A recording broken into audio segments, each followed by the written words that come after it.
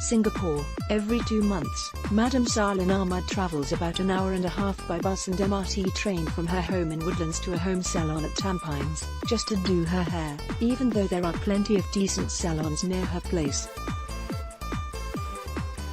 The salon that she frequents, run by Winnie Lay, accepts only females. And it has found a pretty niche clientele, the more conservative Malay Muslim women who prefer a private environment without men around. There is a market for such salons that are not open to public view. Some people are shy, said MDM Salin. When we go to a salon outside, everyone knows what you're doing. Here, they cannot see. The salon is in MDM Lay's home, a HDB executive maisonette that looks just like any of the other flats along the quiet corridor.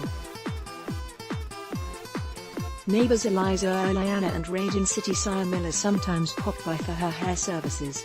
During the Hari Raya period, business gets especially brisk. Customers come seeking hair treatments, and many, like MDM Salin, become such close friends that they even bring her their homemade gu and biscuits to sample. MDM Salin, for instance, brought the chocolate chip mint cookies she'd made, on a visit a few days before Hari Raya. As long as it is food she likes, she told us, then asked MDM Lay, "That time I brought the curry puff, nice right? And chicken pie." But this time, the goodies came with an extra gift, a tube of slimming cream, which MDM Salin presented to an amused MDM Lay. "She asks me to slim down, but keeps bringing me food," the 42-year-old hairstylist laughed. Salin Ahmed and Winnie Lay have become good friends. Knowing what they need, Lay opened her home salon 11 years ago, in her then 3-room flat. When she moved house, she converted part of her current flat to provide hairdressing services. A room near the entrance is closed off with a sliding door from the rest of the neat flat, affording both her family and her clients privacy. Inside is a small but professional setup of hairstyling chairs, steam machines and a shampoo chair. She accepts only female clients as she's usually alone at home. These factors work out well for her Malay Muslim customers, who make up half her clientele. Some allow only female hairdressers to attend to them. The older ones, especially, prefer a salon with no men around, said MDM Lay in Mandarin. The doorway to her home salon. According to MDM Salin, there are just a handful of women-only commercial salons, typically located in Geylang Serai and Kampong Glam. Clients who wear the tudung are more comfortable removing it in the privacy of her home salon, than in a commercial salon surrounded by others. Those who try her out end up recommending her to family and friends. MDM Lay's familiarity with the Malay language and culture stems from growing up in Negeri Sembilan, Malaysia. She left home for Singapore when she was 17, determined to learn the hairdressing trade. Her first job at a commercial salon paid just $500 Singapore dollars to $600 Singapore dollars a month. The working hours were very long, from 9 a.m. till 8 p.m., she said. She worked for about 10 years before deciding to strike out on her own when she got pregnant. Her husband, an engineer who has to make business trips, suggested operating a salon at home so that she could be with their child. "Working at home, I can manage my time schedule. When you have children, it's quite difficult to work for others," she said. She's even got a shampoo chair. Meager earnings at first under the home-based small-scale business scheme. Homeowners like MDM Lay do not need the Housing Board's approval to operate small-scale businesses, such as baking, hairdressing and sewing, in their flat. Conditions apply. These activities should be small-scale with no hiring of workers, and they should not cause disturbance or inconvenience to their neighbors. HDB said it received a monthly average of 3 cases of feedback about such activities from 2014 to 2016. MDM Lay admitted that she did have some reservations about starting a home salon. Would the type of customers be any danger to me? Would there even be any customers at all? Her first setup in their old 3-room flat was tough. The family had to give up one of 2 bedrooms for the salon, which made only 600 Singapore dollars to 700 Singapore dollars a month. Husband Steve Chung recalled, "The 4 of us squeezed into one room. The main sacrifice was space, and we did lose some privacy." The customers would be waiting around in the living room.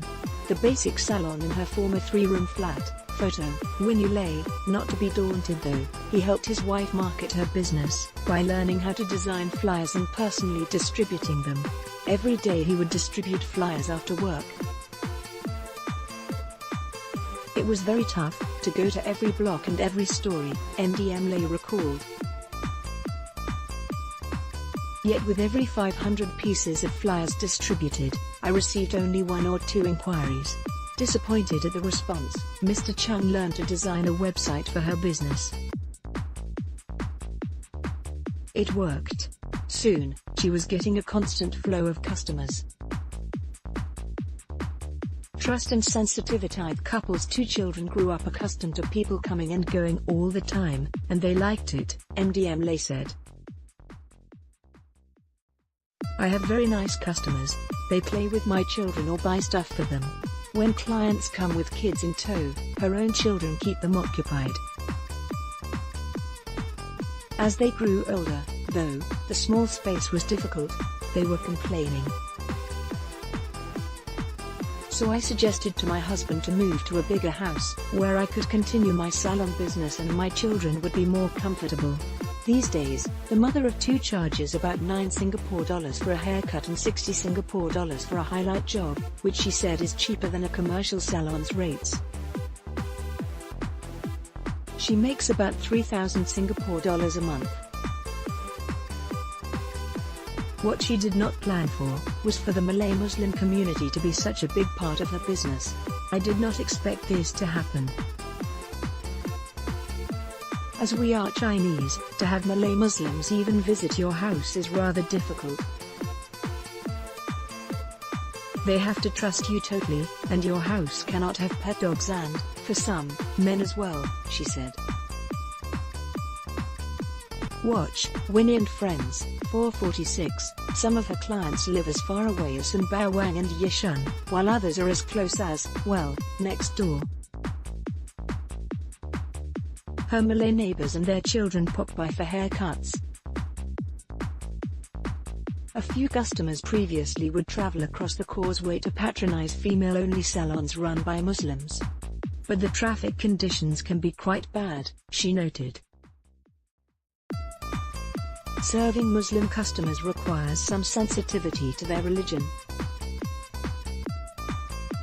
"I was from Malaysia, so I can understand their ways, their thinking and their requirements. For example," she said, "no touching a customer's dudung even after she has removed it. A few have even asked if she uses halal-certified hair products. She doesn't, as they are not so easily found," she says. With more conservative clients, she makes it a point to serve them exclusively, without other customers present. "They are comfortable within my home environment," the Singaporean said. "They are willing to pay so long as you give them the best service and they trust you." Playing Aunt Agony sometimes, clients bring their children along, and MDM Lay's kids keep them company. And some, like MDM Salim, have become firm friends. "Here you can eat, you can laugh, you can tell stories, everything. All in one," said the customer service executive, who chanced upon MDM Lay's home salon online 2 years ago. She now comes every 2 or 3 months to do her hair, and sometimes get the Aunt Agony treatment. "One time I came here, and she could read me. She asked me if I was having problems. I confessed to her and she gave me some advice, said MDM Salin. Right after that we became good friends. For MDM Lay, the nature of her home business means trade-offs, such as not having a pet dog and having to give up her weekends, typically her busiest time.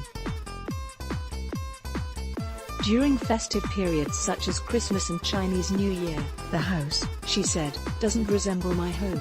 But the greatest satisfaction of running a home salon is the flexibility to be able to contribute financially to the household, and still spend time with her kids.